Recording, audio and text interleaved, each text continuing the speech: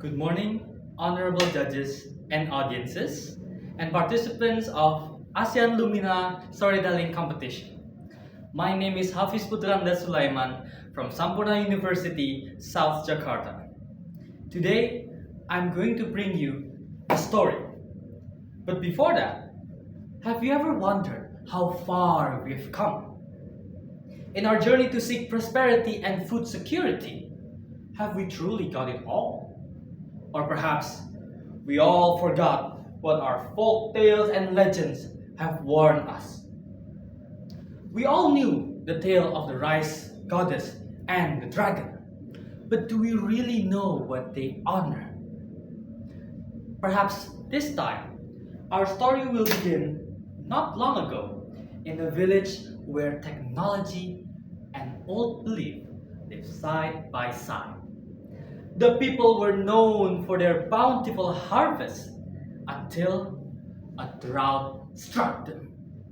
For this is no ordinary drought. It took the green. It withered the fields, and it turned the river to dust. People gathered in the town hall, confusion, panic, as their food supply is getting scarce from the barren land. And as they're all debating there, and there, suddenly, the door of the hall burst open. BAM! Revealing an old man in a dark robe as he started to chant a prophecy. I see the white sun fill the rain, spilling silence as river now turn to dust. Our field now has cracked to ash and stones. Machines now move with greedy hands. But beyond the mountain, where the river first flowed, where a stone shrine waits low, for those who know the old truth.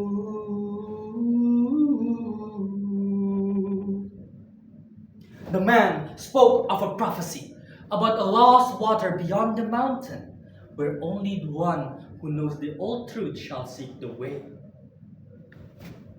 Who should go? Who can go? Is there anyone out there ready to go? How about you? Can you go? I can't. There's no signal up there.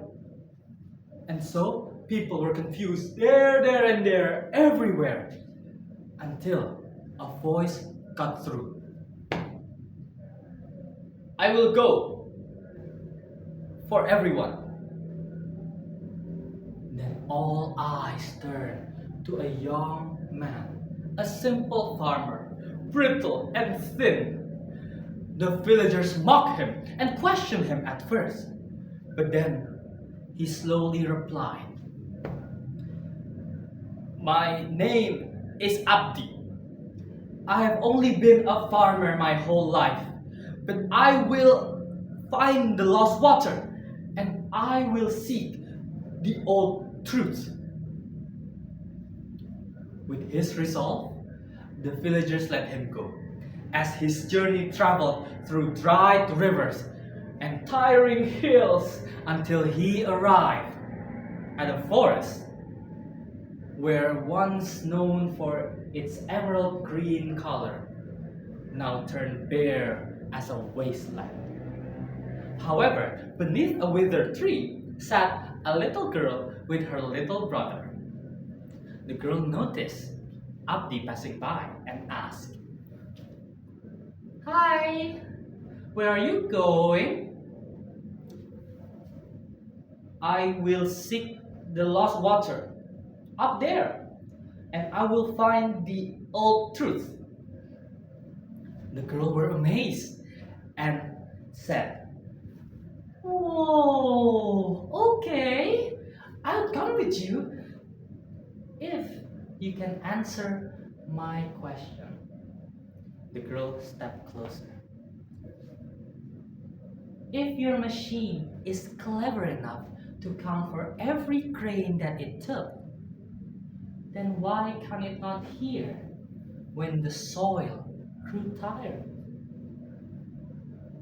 Abdi thought for a moment, but then replied, I've been a simple farmer my whole life. Machines has helped us prosper, but it did not help us manage it. Perhaps we are forgetting something, the old truth. The siblings looked at each other and waited. Then the girl smiled. Very well. My name is Asri, and this is my little brother Boga. Let us help you find the answer. Right, Boga? Oh, of course, sister! We will go to the temple and find the lost water. Oh, this is going to be fun! And so the three of them went to the temple and arrived with all of the temple stones cracked and full of moss. And before them was a spring with no water, all dry and barren. Asri looked at Abdi, that was saddened by the look, and softly spoke. I guess there's nothing here after all. Perhaps your technology must catch up eventually. Perhaps these old stones means nothing. But then, Abdi did not budge, for his eyes were gazed on the carving on the wall of the proof is to be told. About people planting rice, about people taking care of the river, about people smiling under the gaze of the goddess of rice and the dragon. And beside them were their tools, but those tools were never supposed to be above them. Then he realized the simple truth. We lost water, not because we built machines, but because we turned our field into factory, our river to supply, and our seed into profit. Then Asri replied to him with a voice completely transformed. It is not that your technology that hurts me, but it is the hands that used it.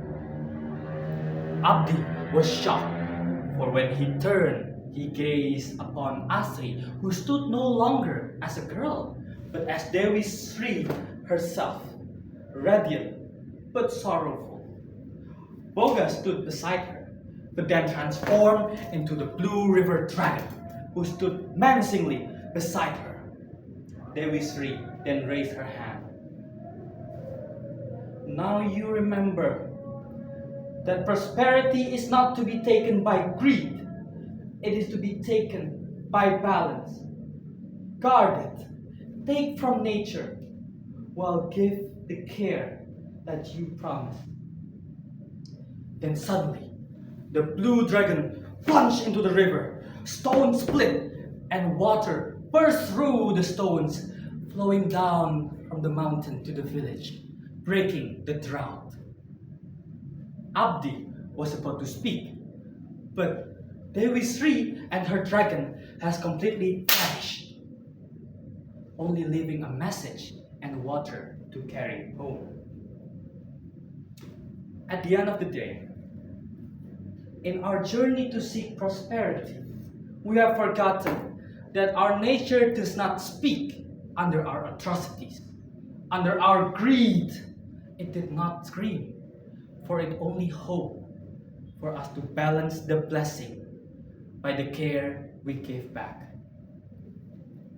Thank you. Wassalamualaikum warahmatullahi wabarakatuh.